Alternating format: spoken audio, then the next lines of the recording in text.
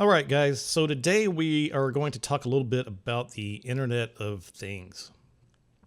So I'm sure many of you guys, or most of you guys, have probably heard the term Internet of Things, and many of you probably have devices in your home that would fall into the Internet of Things category. So things like smart TVs, smart appliances, smart thermostats, and yes, even the smart toaster, because somebody decided that the lowly toaster needed to be connected to the internet. So some of the things we will be discussing today: what is the Internet of Things, security and privacy around IoT, attack surface areas in regards to IoT. We'll talk about some previous IoT research that I've done, and is it getting better? Is security and privacy getting any better over time?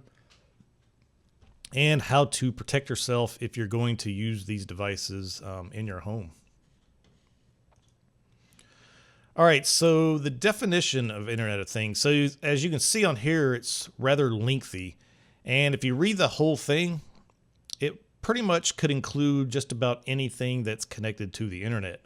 So even things like web services or web servers, routers, things that have been on the internet and connected to the internet for ages could really fall into the Internet of Things. So really the term itself, Internet of Things, isn't really all that great. But to this point, nobody's really come up with anything better, so we're kind of stuck with it.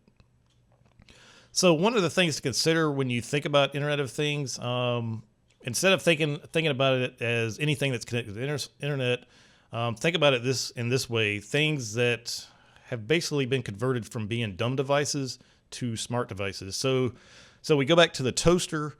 The lowly toaster is just there sitting on your counter, and it just makes toast and it pops up when it's done.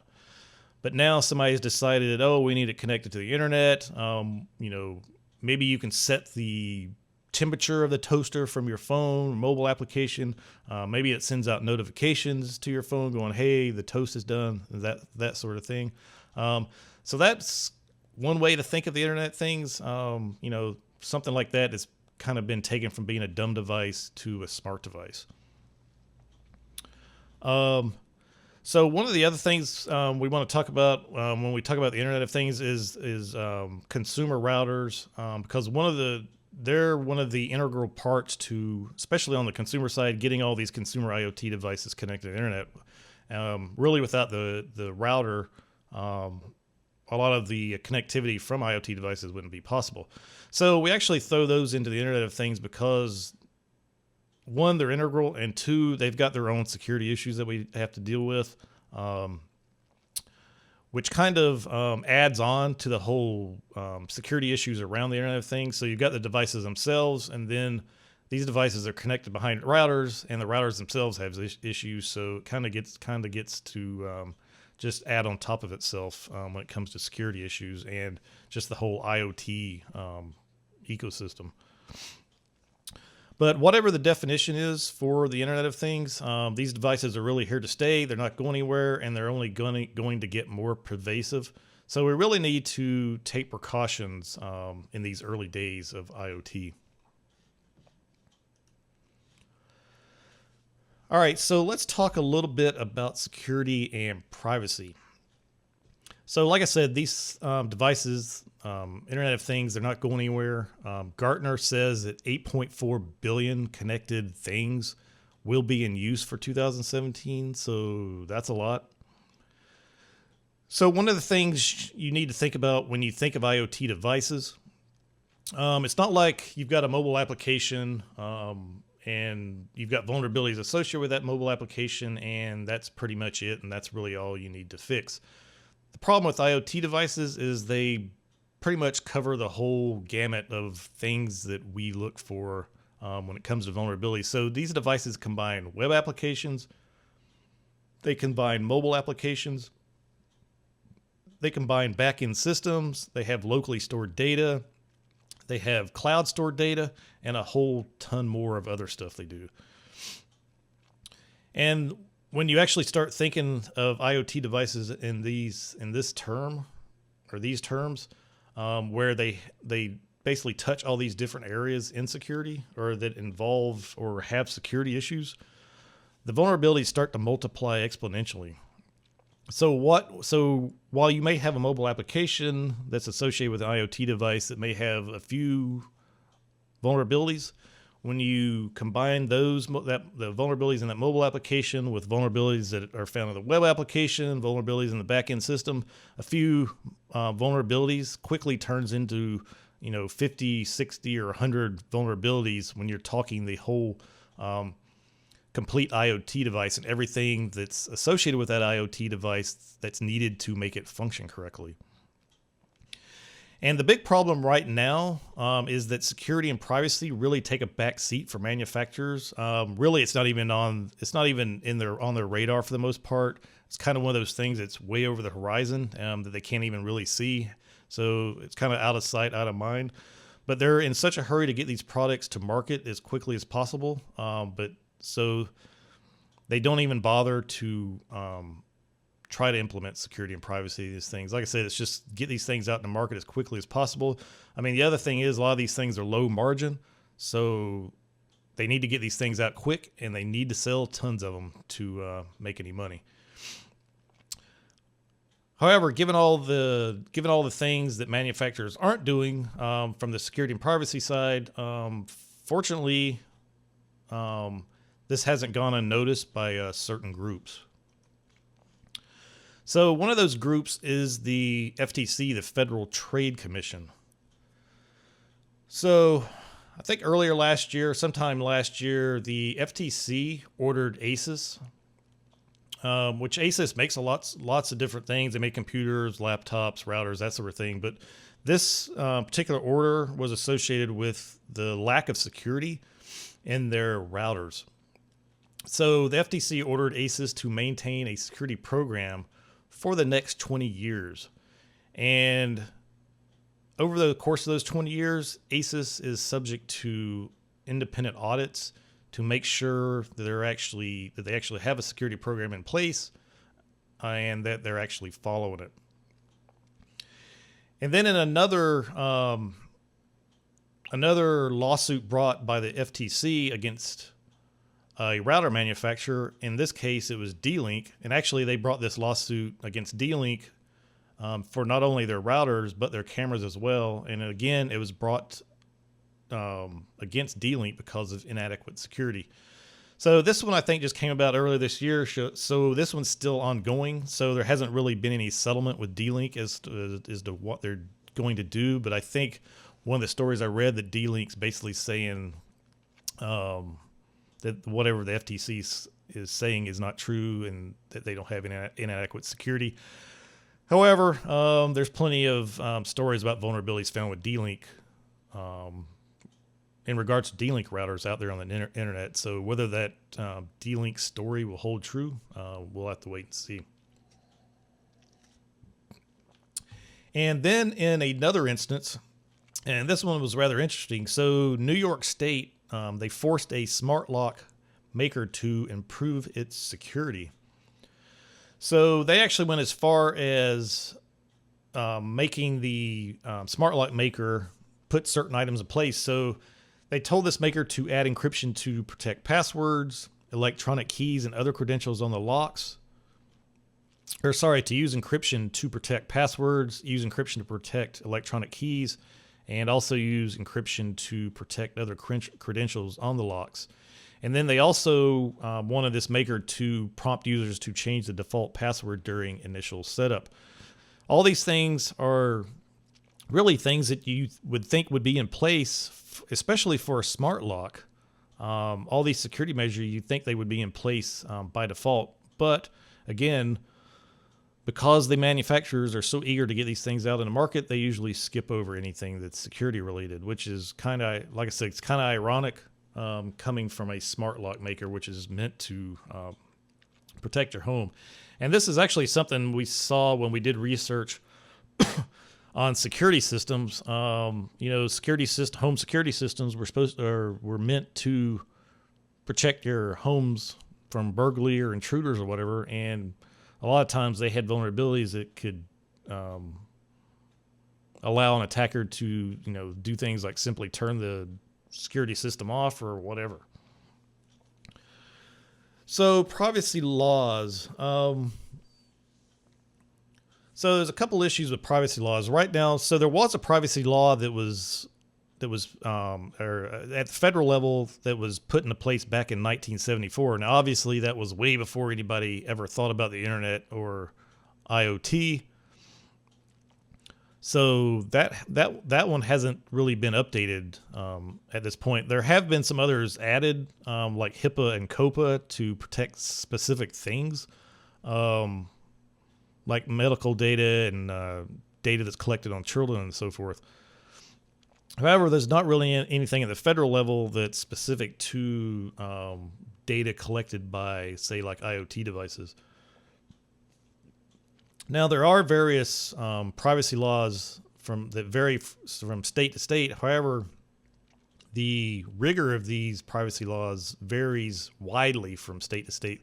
Most people hear about California privacy laws, which are usually some of the strictest in the country. Then you have other states that really kind of do the minimum and don't even really come close to what California's doing. So again, it's really a problem. If you're a manufacturer and you're trying to adhere, like if you're selling products all across the United States and you're trying to adhere to certain privacy laws, it's like at this point, it's kind of like, all right, which ones am I supposed to adhere to? What gets you in trouble in one state might not get you in trouble in another. And I think it'd really be in the best interest of everybody at this point if we had a privacy law that was at the federal level.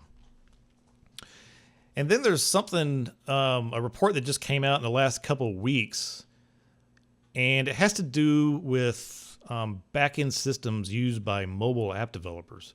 So the reason why I bring this up is because most IoT devices, IoT systems, for the most part, they almost all have some kind of mobile application associated with them. So the big issue in this report was that a wide range of data exposure is happening on back-end systems used by mobile app developers because they're not being secured properly. So you add this data exposure just from the simple act of making mobile apps. Add this on top of the other problems that IoT has, and again, it just starts accumulating and piling on top of itself. So let's talk about. Let's move on to talking a little bit about attack surface areas. So right now we have around 20 attack surface areas on the OWASP IoT project. I'm sure there's going to be more added down the road, and I'm sure there's probably a lot more out there that we haven't thought of. But right now we have around 20 attack surface areas. Excuse me. And some examples of attack surface areas are web interfaces, physical interfaces, firmware, network, cloud, mobile, API, etc. And the thing with attack surface areas, each one of these attack surface areas has multiple potential vulnerabilities associated with each attack surface area. So again, this is where, when it comes to IoT devices, the number of vulnerabilities can quickly multiply when you're talking about all these different attack surface areas. And then one of the other things that usually shows up if you're doing any kind of IoT research is a lot of these vulnerabilities that are discovered as part of IoT testing. A lot of these things end up being vulns that we were discovering in the early days of like mobile application, in the early days of web application. So it's like we're doing this all over again. When it comes to web application security or mobile application security, it's like we're doing this all over again when it comes to IoT. So a lot of these vulnerabilities are years or even decades old at this point. And one of the big problems when it comes to IoT is firmware packages. So when it comes to firmware packages, they're really using old and or unsupported versions of various third-party components. And one of the One of the best examples of this, and it just happened recently, is that a vulnerability was found in some various Ubiquiti network gear. And the vulnerability was only there because this particular firmware on this network gear was using a 20-year-old PHP build. And 20 years old, that's from 1997. So why in the world anybody would put network devices out on the market that's using a 20-year-old PHP build? Yeah, I have no idea. All right, so moving on to previous IoT research that I've done. So as you can probably imagine, a lot of the issues we find with IoT devices are a lot of what's out there now are things that security researchers see all the time. So it's cross-site scripting, weak credentials, account harvesting, unencrypted network services, and that's just to name, a few. There's tons of other stuff out there that's some of the normal stuff you see. I mean, you'll end up seeing like network, the usual network vulnerabilities, and all that sort of thing. So one of the things I added to the slide, and I think is particularly interesting, is that when you start looking, especially when you start looking at consumer routers, and this is one of the things we did, we looked at consumer routers and started pulling the firmware apart on these things. So a lot of these devices, they all use the same SSL certificate. So a lot of these things, they have some sort of admin interface on there, whether it's accessed locally or it's accessed over the web. At least they've tried to put some kind of encryption and protection around the communications when it comes to accessing the web interface. However, even though they've attempted to do this, they use the same SSL certificate on every device. So in this instance, and I think this in the screenshot here that has 80,000 results in here, I think this is actually for an Ubiquiti device. So if you are familiar with Shodan, Shodan is basically a search engine that just searches the internet for various things. So you can search on there for all manner of different things, ports, services, whatever. But in this particular case, the firmware was pulled from from some Ubiquiti firmware. It was pulled apart. The certificate was found. The SSL certificate was pulled out of the firmware.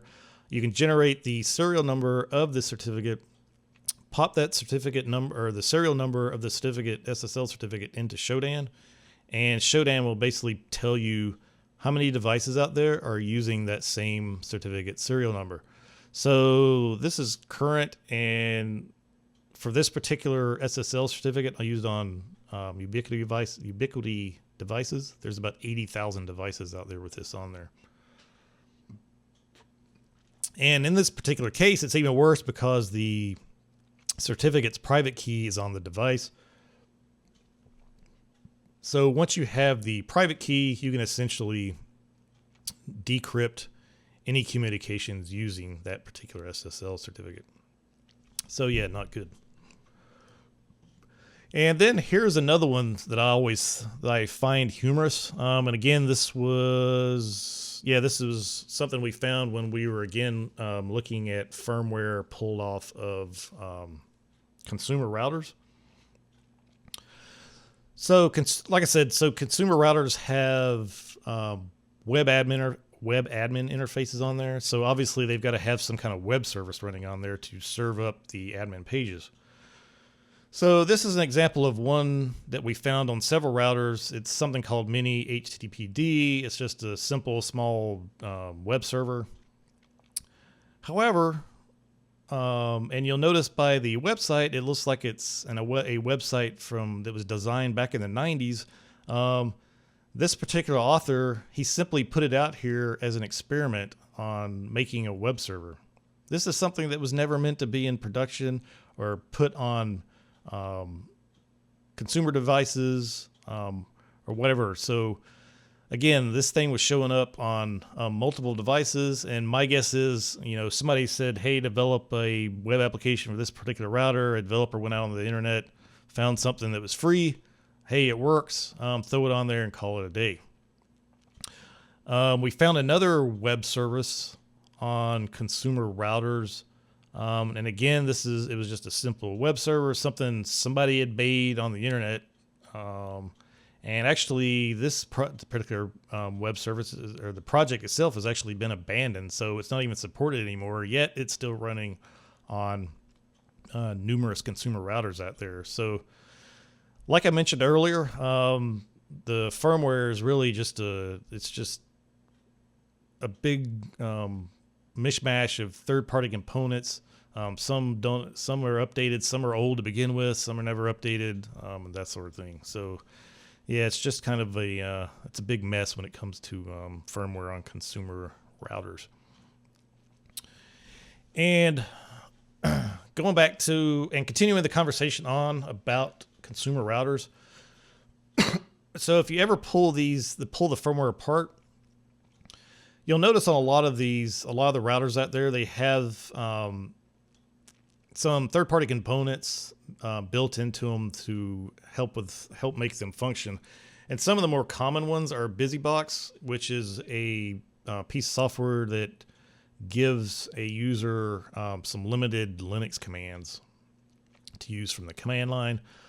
Drop bears, so SSH implementation, and then of course OpenSSL for performing encrypted communications. So the bad part about all this is it's not necessarily there's anything wrong with the software they're using. So, using BusyBox or Dropbear or whatever, there's nothing wrong with that. However, a lot of these consumer routers had versions of BusyBox like dating back to 2005. They had versions of Dropbear, which again, this is SSH, and it's supposed to be for secure communications. However, some of these versions were dating back all the way to 2008. And then even OpenSSL, even though they were trying to put OpenSSL in there, they still did things like put out-of-date versions of OpenSSL on there that dated all the way back to 2002. And then, of course, we had the usual suspects, blank admin passwords stored locally in the clear.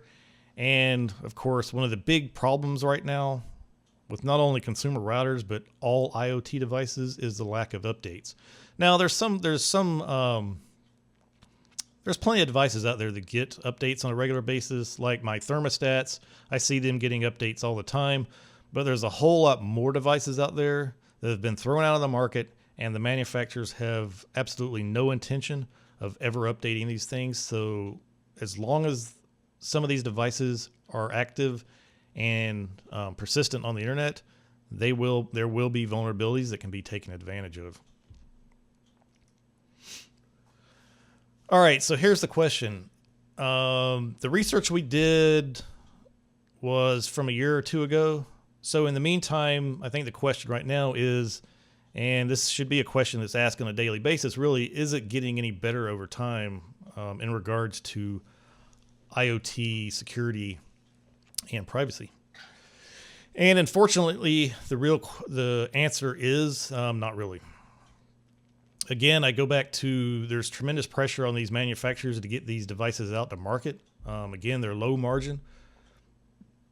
So they've got to sell a lot of them, and they've got to get them out on the market quickly.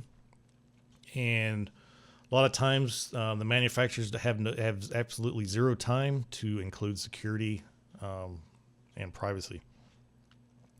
Again, especially when you're talking about firmware, and I mean most of the IoT devices have some sort of firmware that runs on them. They're really just a complete mishmash of components. And if you spend any time looking at these, pulling firmware apart and looking at it, you really just kind of shake your head and wonder, what did they find some guy on the internet said, hey, we need some firmware developed for a camera, and go find out whatever you need off the internet, but you can't buy anything, and it's all got to be free, and you guys just got to pull it off the internet. That's really what it looks like when it comes to looking at its firmware. And even when they make an attempt to do things like use SSL, they botch that up because they put versions of OpenSSL from the early 2000s or whatever. So they really don't even, even though they might be slightly trying, they still kind of like really mess it up. by adding services that are really just completely out of date, or services that have been abandoned or aren't even supported anymore. So, so anyway, firmware is just ugly if you spend any time looking at it.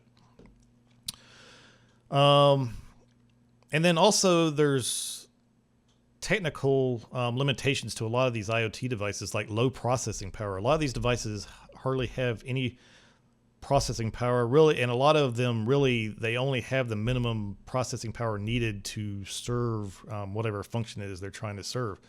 So many of the devices can't even handle the security overhead.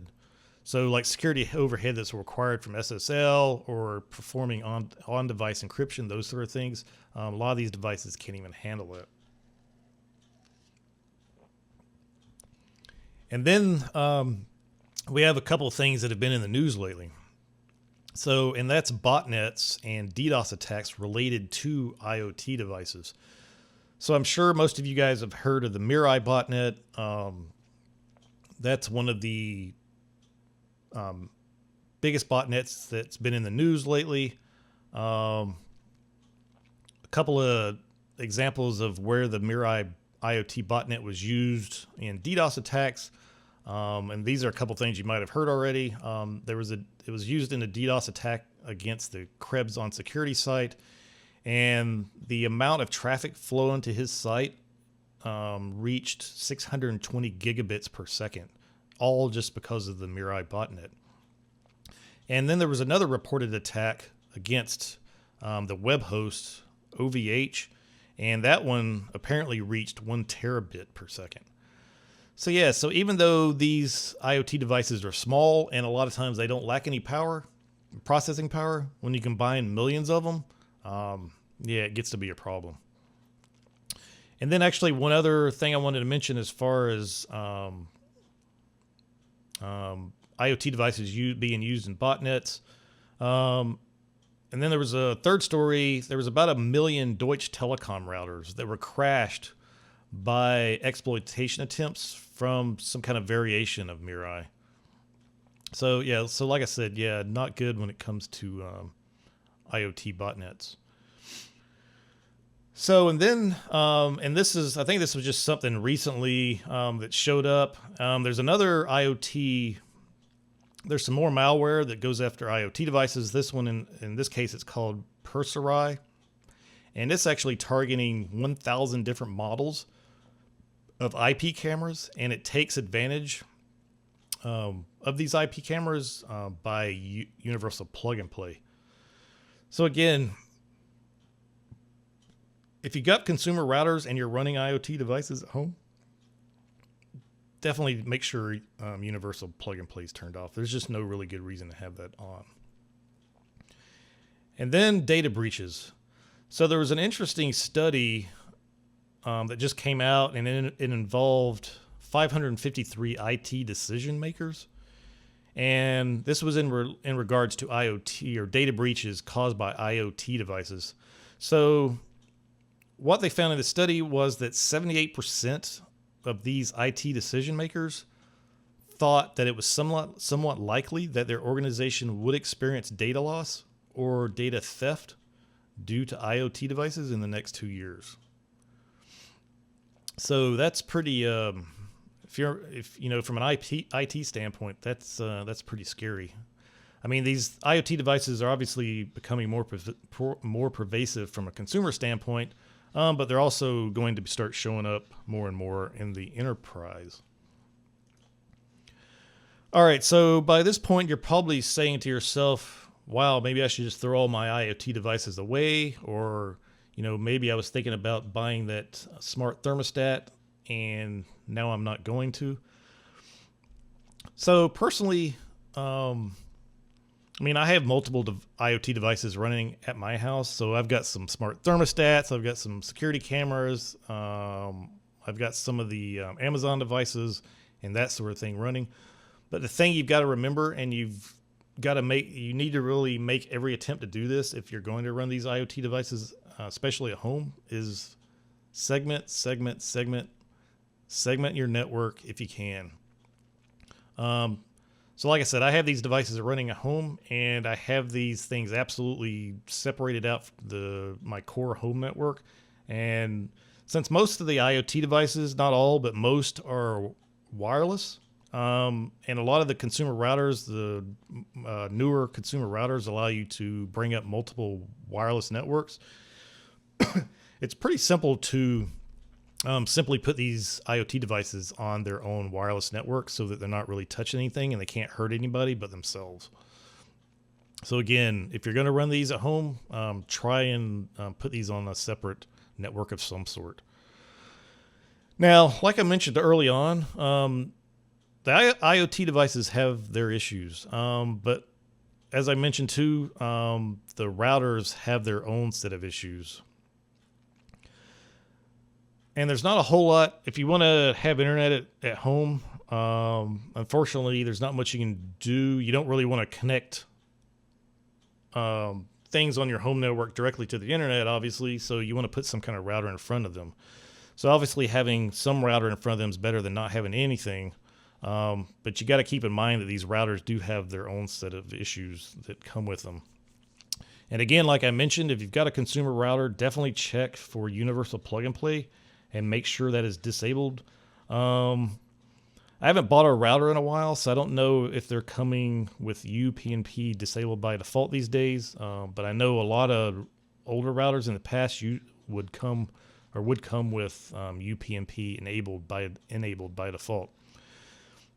The other thing you can do is if you have the time and you've got the technical skills, is set up your own personal firewall. There's plenty of Linux distros out there for bringing up a simple firewall so that you don't have to use a consumer router. And then there's some other things out there that are more sophisticated that are similar to enterprise firewalls. Personally, I use Sophos products that used to be Astaro. So there's the Sophos UTM, and then there's also the Sophos XG firewall, which is their next generation firewall. And both of those, you can sign up for a home use license, and it's free. And again, disable UPnP if you can. All right, so that pretty much wraps up this little presentation. Hopefully this has given you some insights into exactly what IoT devices are, some of the issues around security and privacy, some of the attack surface areas, some of the scary things that we found as part of the research, and hopefully things will get better. But personally, I don't think they probably will until governments start to regulate it, unfortunately. And you're starting to see some of that with the Federal Trade Commission, where they're trying to force manufacturers to make things safer. But we'll see how that goes. All right, guys, that's it. Have a great day, and we'll talk to you later.